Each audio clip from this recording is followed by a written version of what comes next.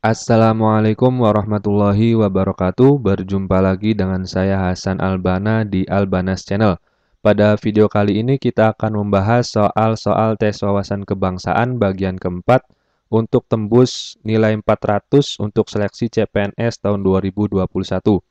Buat teman-teman yang menonton video ini, jangan lupa untuk subscribe, like, comment, and share.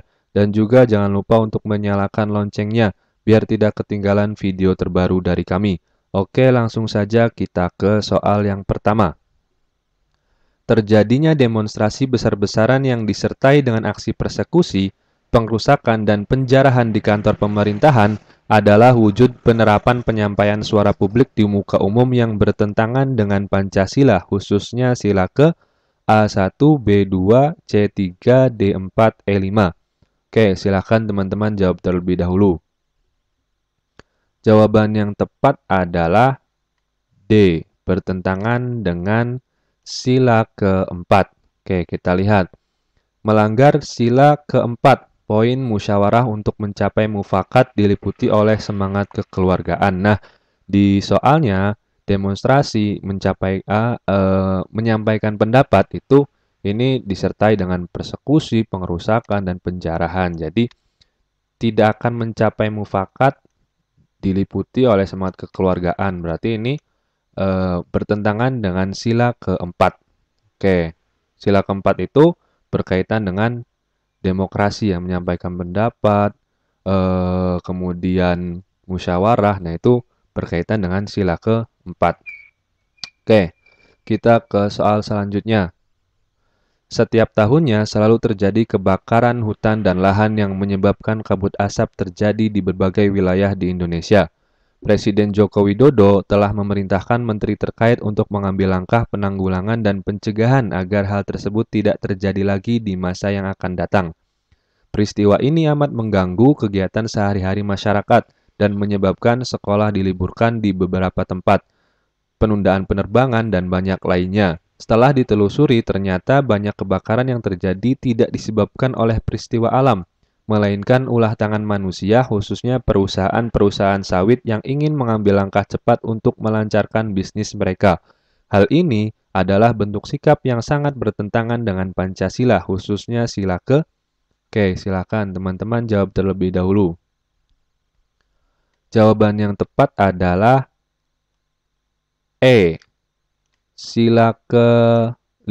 Ini bertentangan dengan sila ke-5. Bertentangan dengan sila ke-5, poin tidak menggunakan hak milik untuk bertentangan atau merugikan orang lain.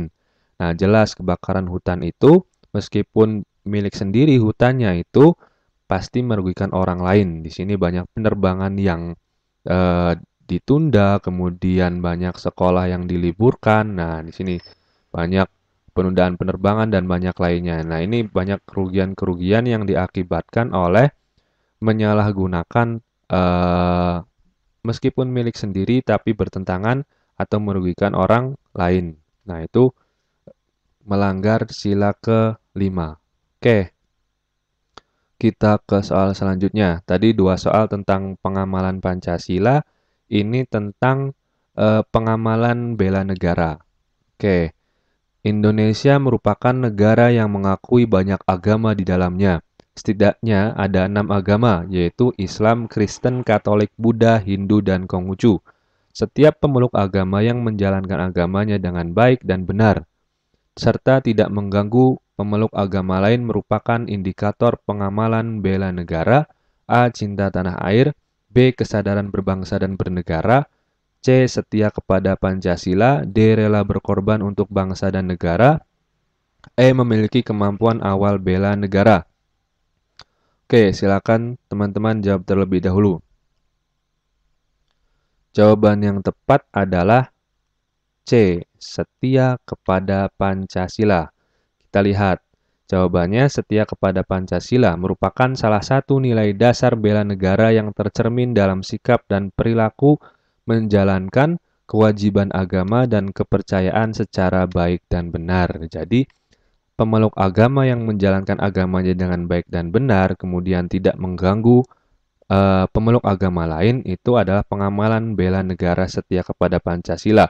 Nah, salah satu pengamalan dari setia kepada Pancasila dalam nilai bela negara itu menjalankan kewajiban agama dan kepercayaan secara baik dan benar. Orang yang beragama itu tidak mungkin merugikan orang lain kalau dia beragamanya dengan baik. Tidak akan mengganggu pemeluk agama lain. Misalkan pemeluk agama lain sedang beribadah, kemudian kita ganggu, kita bubarkan, atau kita melakukan pengrusakan tempat ibadah. Nah, itu tidak diajarkan oleh agama. Nah, buat teman-teman yang belum apa ya, belum tahu materi tentang pengamalan bela negara, ada di video saya yang sebelumnya.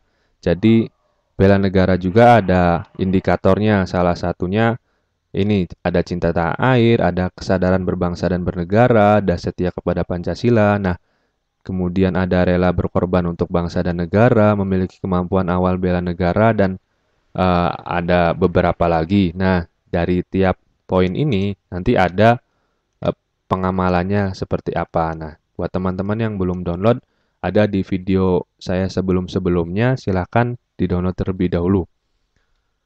Oke, kita ke soal selanjutnya. Ini tentang Undang-Undang Dasar 1945.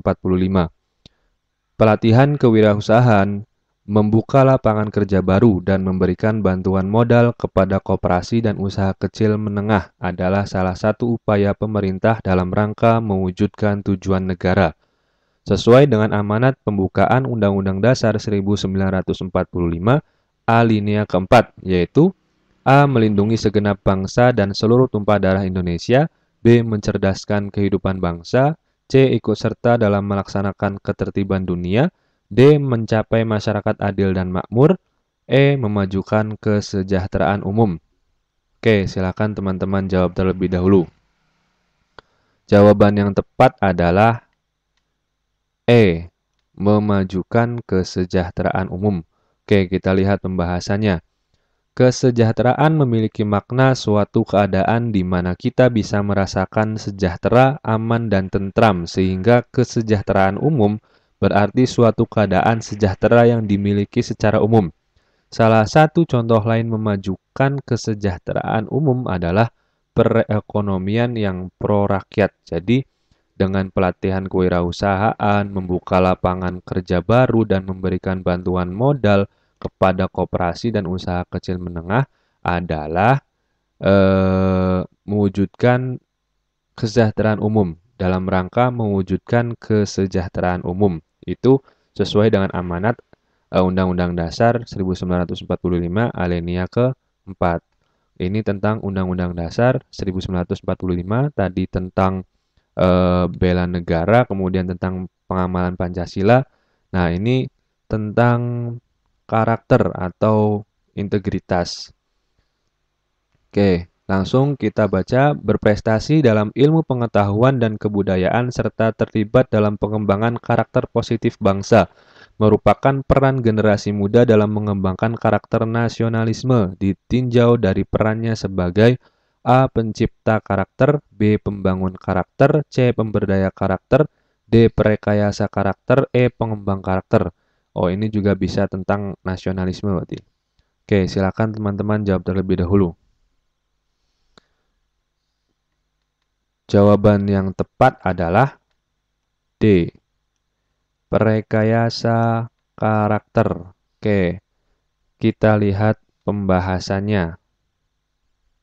Generasi muda mengembangkan karakter nasionalisme melalui 3 proses, yaitu 1. Pembangun karakter, di mana generasi muda berperan untuk membangun karakter positif bangsa melalui kemauan keras, sikap menjunjung nilai-nilai moral, serta mengaplikasikannya dalam kehidupan sehari-hari.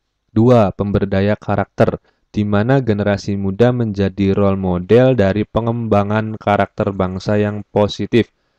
3. Perekayasa karakter. Nah, ini perekayasa karakter di mana generasi muda memiliki peran berprestasi dalam ilmu pengetahuan dan kebudayaan, serta terlibat dalam proses pengembangan karakter positif bangsa. Jadi, Sesuai dengan soalnya, ini berprestasi dalam ilmu pengetahuan dan kebudayaan.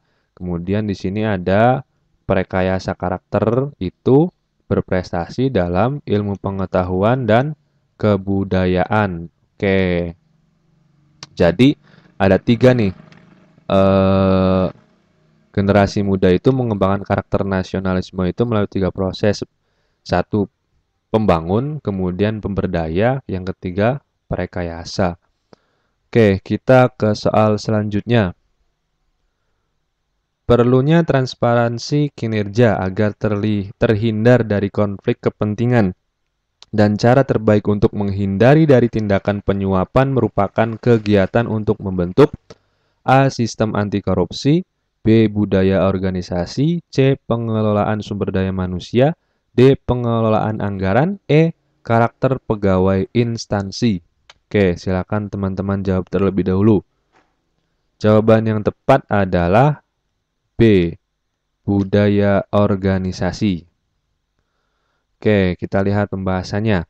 Budaya organisasi dalam integritas nasional sebagai cara kerja dapat dibentuk melalui transparansi anggaran, menghindari konflik kepentingan, tiga, menghindari penyalahgunaan wewenang atasan. Nah, jadi ini transparansi kinerja agar terhindar dari konflik kepentingan dan cara terbaik untuk menghindari dari tindakan penyuapan adalah bentuk atau upaya membentuk atau membuat budaya organisasi. Nah, budaya organisasi itu ada tiga ini. Satu, transparansi anggaran, kemudian menghindari konflik kepentingan, kemudian menghindarkan penyalahgunaan wewenang atasan. Nah, ini masuk ke materi integritas. Tadi soal sebelumnya nasionalisme, kemudian Undang-Undang Dasar 1945, kemudian pengamalan bela negara, kemudian pengamalan Pancasila. Oke, terima kasih yang sudah menonton video dari saya. Semoga bermanfaat dan semoga teman-teman yang sedang berjuang menjadi PNS dimudahkan, dilancarkan, dan dicapai semua hajatnya, semua keinginannya.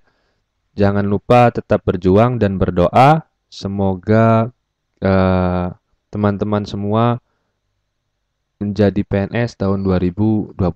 Amin. Nah, terima kasih. Kurang lebihnya mohon maaf. Assalamualaikum warahmatullahi wabarakatuh.